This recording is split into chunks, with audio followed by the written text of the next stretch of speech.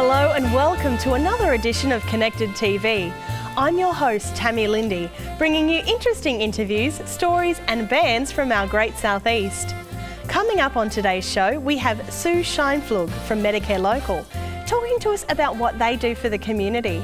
Ros Holloway from the Ipswich Hospice joins us to chat about their history. Later in the show, we'll give you a taste of the behind-the-scenes action of the Queensland Musical Theatre Company and hear from our musical guest, Amy Winner. But my first guest today is the former president of the Ipswich Little Theatre, Jim Orr. Welcome to the show, Jim. Thank you. Pleasure to be here. Good. I'm so pleased to have you. Yeah. Now tell me, you've been a part of the Ipswich Little Theatre for a long period of time, as I understand it. Can you tell me a little bit about their history and how you got involved with the organisation? I've been going with Ipswich Little Theatre for about 20 years, although Ipswich Little Theatre has been going since 1946. So it's almost 70 years that Ipswich Little Theatre's been going. It started out in the Old Town Hall in Ipswich, and when it was about to be closed down, around about 45 years ago, Ipswich Little Theatre was looking for a home, and it was suggested that the old incinerator, which had fallen into disuse, might make a theatre. Luckily, one of the members of the theatre was an engineer, and he worked out how they could turn the incinerator into a theatre, and it's been one of those ever since. And it is a wonderful, intimate theatre that we put on amazing productions at. Absolutely. I've been to a couple of productions there, and it's always so fascinating to look up on the walls and see how those plans evolved over the time. They've got those little timelines and diagrams of the building and how it's converted. I find it so fascinating to see. It really is wonderful. Actually, if you go backstage and look up behind the curtain, you can still see the bricks where they've been burnt. The blackening is still there. It's amazing. That's fascinating. They've done a lot of renovations, but because the building is heritage listed, people mightn't know that it's the only building designed by Walter Burley Griffin in Queensland. Really? He designed a number of incinerators throughout Australia. Most of them have fallen into disrepair. A couple are still going, not as incinerators, and two are theatres, and we are one of them. Oh, fantastic. There are future plans for the incinerator. We'd like to be able to install a cover over our courtyard area to provide full weatherproofing, but because of the heritage listing of the building, we have to have it specifically designed so it suits that building. It's not allowed to touch the building. Right. So if you can imagine, we're hoping to get steel frames and perspex so that you can still see the chimneys and everything that goes with the theatre. But that's of course going to cost in the vicinity of $200,000 to $300,000. Wow. And not all that money will have to be supplied by the Ipswich Little Theatre. We're a well-funded little theatre in that we fund ourselves. We don't get a lot of money from councils or state government. We just built our rehearsal rooms, we extended those. That cost us in the vicinity of $125,000. We got in total, I think, something like $25,000 from state and local government. The rest of it was funded by the members and by profits from the theatre. That's fantastic to know that a local theatre company is so well supported by its community members in the sense that you can achieve those things with the support of your community and not necessarily from government bodies. It's very exciting. Unlike most theatre groups or community theatre groups, we have more than one group. We actually have the adult theatre group, which does 5 or 6 major productions a year. You have the junior theatres, which is 8 to 13. You have the youth theatre, which is 13 to 18.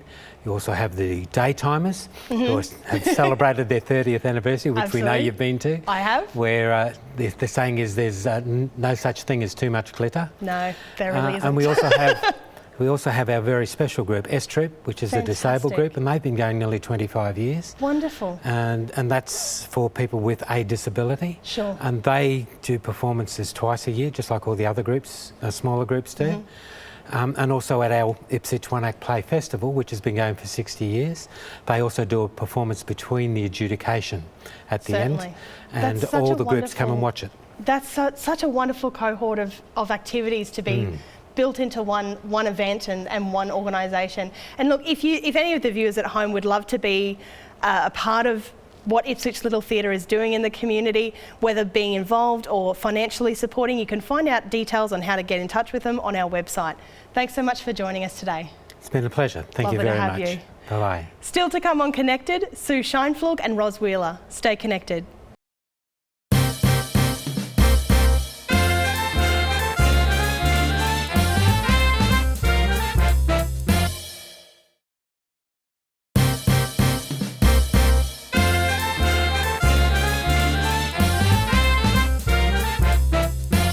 Welcome back. Sue Scheinflug joins me from Medicare Local to chat to us about how they benefit the community and much more. Welcome to the show, Sue. Thank you. Lovely to have you. It's great to be here. Now, I didn't actually know too much about Medicare Local until they invited you onto the show. So can you tell us a little bit about what it is, how it's different maybe to a local GP or the regular Medicare system? Sure. Not many people do know about Medicare Local. We're part of what's called the primary healthcare system. So that's really the part of the health system that most people have their first point of contact, usually with a GP, your pharmacist or an allied health provider such as a podiatrist or a dietitian or physiotherapist. So we work in that part of the health sector, and our job is to help those health providers work more closely together and be a little more coordinated. Sometimes finding your way through the health system can be quite complex. Yes, it can. So our job is to help to try and make that a whole lot easier. Oh, that's great. We have a lot to do with general practice and general practitioners, and also work closely with our local hospital and health services. Certainly. So can you maybe give me an example of how Medicare Local would act in a situation for someone who was unwell, so they would go visit a GP, and then what would happen from there? So we actually don't have any direct contact with patients. What we do is try and support the services and the systems that are providing health services to patients. So one of the things that we do is we provide and administer funding to general practices to help them stay open a bit longer than normal regular business hours, making sure that our region has good after-hours primary health care cover. That's an example of how we might get involved. We also provide a lot of support to general practice in terms of assistance in their everyday practice, things like their accreditation, training around immunisation, supporting practice nurses in their role as well. That's fantastic. And that after-hours care that you were just mentioning is so important, isn't it? It is. I know increasingly as people work different hours and have busy lives. And I know with young families as well. I know when I was a child, I was taken to an after-hours surgeon for splitting my chin open in the bath, the dramas, and if those services weren't there, it'd be such a drama for the parents to have to search out other ways. We know that a lot of people sometimes go to an emergency department in a hospital, and we also know that sometimes they might actually be better off going to their local GP in the first instance. They'll often get seen to more quickly and to get the right treatment that they need. Absolutely, rather than waiting around for hours. Well, it's such an important service that you can provide for the community in that way by supporting that local infrastructure with the medical services and doctors and nurses in our local area. It's such a comfort to know that you're making those things available for us. Thank you. So how can the community, say, get involved with Medicare Local? We do a lot of work in the community in terms of supporting community organisations. We like to go along to different community events, raise awareness, particularly obviously from a health perspective, so things like health prevention and promotion programs. We do a lot of work in the area of mental health and supporting non-government organisations that are in that space and providing much needed support to people who really need it the most. Fantastic. Absolutely. That's such an encouraging thing to know. Thank you so much for coming on the show. I feel so much more intelligent and knowledgeable about those infrastructures in place. It's been a pleasure to have you. Thank you for asking me. Not a problem. If you'd like to know more about Medicare Local, please head to our website for more information. It's a pleasure. Musicals are a big part of many communities around southeast Queensland, and the Queensland Musical Theatre Company has played a big part in this, staging 2 major musical productions every year since June 1984. We took our cameras behind the scenes to capture the magic of the stage. Brian and Denise Carl. Some people will know Brian Carl as a newsreader some years ago now, and Denise was a singer, and they as a couple decided that they thought that Brisbane needed another musical theatre company. When I was actually doing the musicals of Savoyards, the Pirates of Penzance, and I was just looking around for various musical spots, and spotted them, and unfortunately I spotted that they'd just recently done a show I really wanted to do, so I figured that I'd check them out. I found out about QMT through the Facebook page, which was also part of the website for QMT, and they usually put up audition notices and reminders for anyone who follows the websites. and you can see when different shows are coming up and what's happening. And so I saw Wizard of Oz was coming and thought that would be a really fantastic show to be a part of, and was very lucky to get through the audition process. QMT is short for Queensland Musical Theatre. And Queensland Musical Theatre is now 30 years old, or young, depending upon which way you look at it. We were formed in 1984 to further opportunities for people of all ages throughout Brisbane to have a theatrical experience. And we have continued with that charter in all the 30 years of our existence. We have members who are in their 90s, and we have members who are babies because their families are members of the company. So our latest members are only about a few weeks old.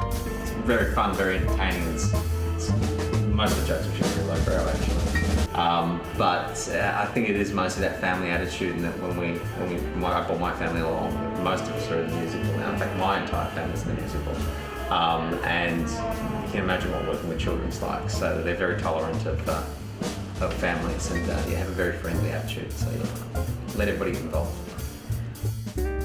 I think something that's quite special about QMT is that they're very much almost like a family within each other. So there's got Diane, who's your head principal director. She's obviously mothered the company for quite a while, and her and Gerard work together to create a really nice dynamic. There's a committee that helps make those decisions, and you always feel like there's a big group of people working together, not just one person. You develop on your own. I suppose since I was very young, I've always been a bit of a show pony. I used to do a lot of talent stuff in school. I did violin when I did Suzuki method violin when I was, before I went to high school actually, so like the last 2 or 3 years of primary school. So I think it was one of those things about being the third boy in the family. Mum really wanted a girl, so I got to do all the arty and creative things. So I never actually considered musical theatre. I've always looked at it and sort of going, I'd love to be in that, but never thought I would actually be able to be in it. I think it was from my wife mostly, Renee, who sort of nudged me into eventually going to the Savoy. That was one part of it. It's a funny thing. It's more that it's something that's always been a passion of mine, and I've never been able to quite get rid of. I've actually got a lot of other things that I do, and in terms of career, it probably sits more in where my actual degree is at this stage, which is in dentistry. But musical theatre and music and performance has always been so much a big part of my life that I just couldn't let it go. I grew up in a family where music was celebrated and enjoyed, and I love music. And for about my 10th birthday, my father gave me a set of recordings of the works of Gilbert and Sullivan. I was absolutely enchanted, loved it, and so then I developed a lifelong love of the art form. You can't hurt to audition, never hurts to audition, and they can only say no. And the later you start, well, the harder it is for you. Trust me, I only get to my mid-30s, but it gets very tiring, the rehearsal schedule and working at the same time. So, if you want to make a go of it, go it. You don't have to sort of wait and sort of go, oh, I haven't got special characteristics. No one has special characteristics.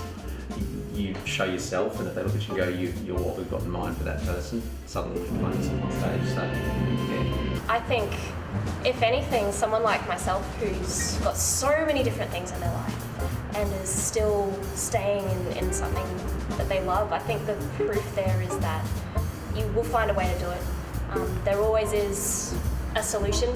If you're worried that you're not going to be able to get there, there's other ways to get there. There's always a different road, and if you believe in something and you really want it, then go for it. Isn't it wonderful to see such a diverse group of people coming together to make the magic of theatre come alive? Stay with us after the break when we'll talk to Ros Holloway from Ipswich Hospice.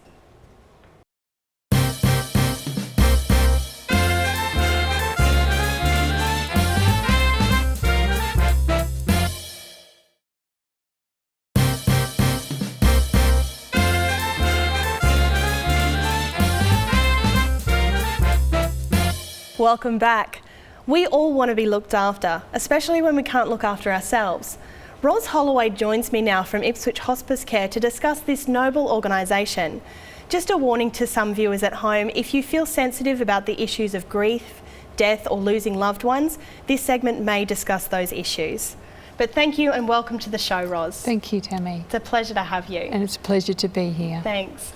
Now, I know a lot about the Ipswich Hospice Foundation. I've been involved with it myself in varying elements over the last number of years. Can you tell me a little bit about the organisation and how it's founded and the history and what its purpose really serves? Sure. Ipswich Hospice has been going now 20 years. In September. It'll be our 20th anniversary. So we are a palliative care organisation. We're independent, so we don't belong to Queensland Health or a church. We are completely independent and community owned and community run. So we care for people who are within about the last 3 months of life and not necessarily only old people. We have our youngest person who's died there has been 18 and our oldest 107. Wow. So people think sometimes it's just an aged care facility, but it is so much more, so much different to that. With 7 beds, we're able to provide personalised, individualised care. And what we try to do is create a home-like environment. For most Australians, we want to die in our own bed, in our own home. But for the majority of us, that's just not going to happen for lots of different reasons. So hospice provides an alternative from a hospital and from home. So we create a home-like environment where we show respect and kindness, but also maintain professional standards and meet accreditation and all other legislation. So Ipswich is very lucky to have a hospice. There's only a handful in the whole of Queensland. That's right. And we've got one. So we also have a bereavement centre next door, which is called Hilda's House. Oh, yes. Which cares for people who clients anywhere from the community, not just people in hospice, who have experienced grief and loss through death, and from a variety of different areas. And we do kids' grief groups and adolescent grief and men's grief groups and one-on-one support and drop-in groups. So we see well over 300 clients in Hilda's House a year as well. So we provide 2 different services, but related to palliative care and dying. Absolutely, and I wasn't aware of the services available at Hilda's, so that's such an encouraging thing to know that there are services available for the community to reach out and be supported during those times of struggle and grief, and which can be quite tough. It can be, and our society's not great about talking about death. And we think that we're immortal and that we're all going to live forever, but there's nothing surer in this life than, that one day each of our heart is going to stop and we're going to die. And we need to talk about it more and prepare for that. And, obviously have organisations that support the whole death process. So. Absolutely. Well, thank you so much for joining us today, Ros. And if any of our viewers would like to get in touch with Ros and the organisation at Hospice and Hilda's, please contact us on our website and we can put you in touch for those support details. Thanks for joining us. Thanks, Tammy. My pleasure. To wrap up our show today, we have our musical guest, Amy Winner, who is the lead of the Queensland Musical Theatre Company's current production of The Wizard of Oz. Amy has in the past travelled internationally to showcase her talents. She will be performing today the well-known classic Over the Rainbow.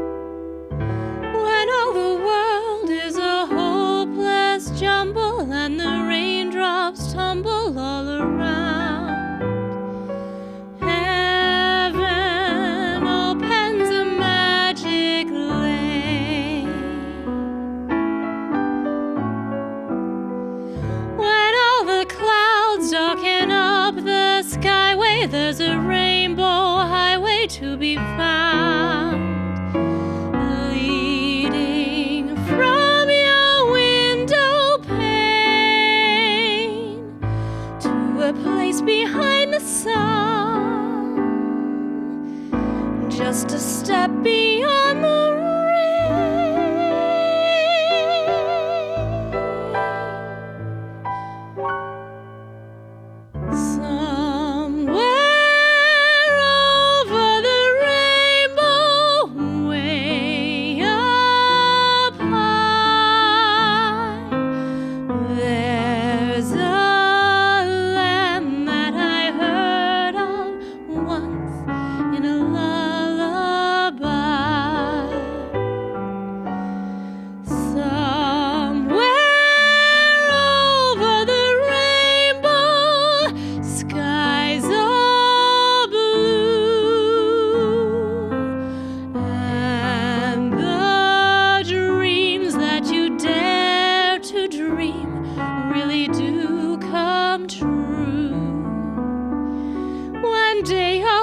upon a star and wake up where the clouds are far behind me, where troubles melt like lemon drops way above the chimney tops. That's where you'll find me.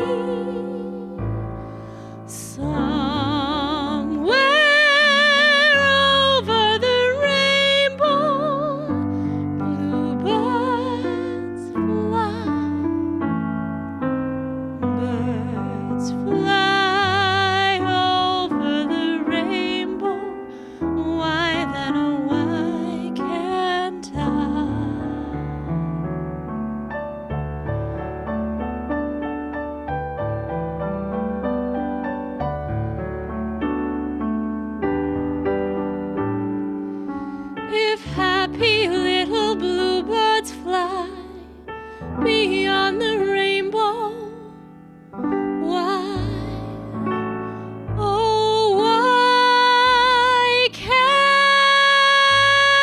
I?